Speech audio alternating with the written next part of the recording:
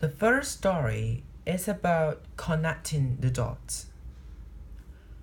I dropped out of Reed College after the first 6 months, but then I stayed around as a drop in for another 18 months or so before I quit.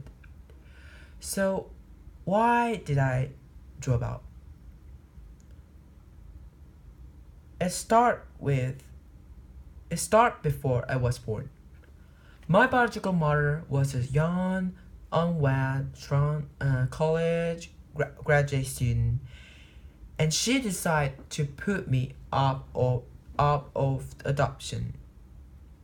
She felt very strongly that I should be adopted by a college graduate.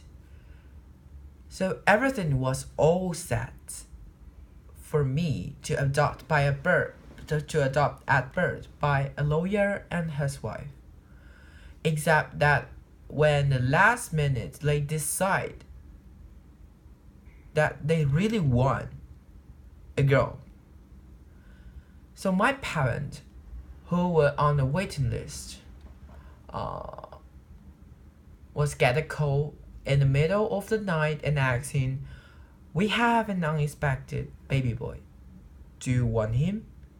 And they said, "Of course."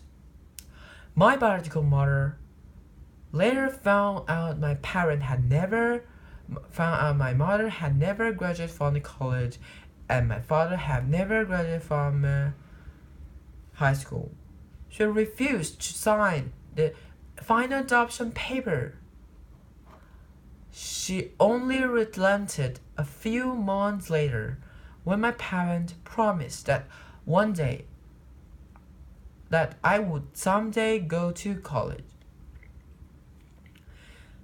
And 17 years later, I did go to college. But I naively chose a college that was almost as expensive as Stanford, and all of my working class parents' savings were being spent on my college tuition. After 6 months, I couldn't see the value in it. And here I was spending all of the money my parents had saving their entire life. So I decided to drop up and trust that would be all work out okay. It was pretty scary at the time, but looking back, it was one of the best decisions I ever made. The minute I dropped out, I could stop taking the required class that did not interest me and been dropping in on the ones that looked interesting.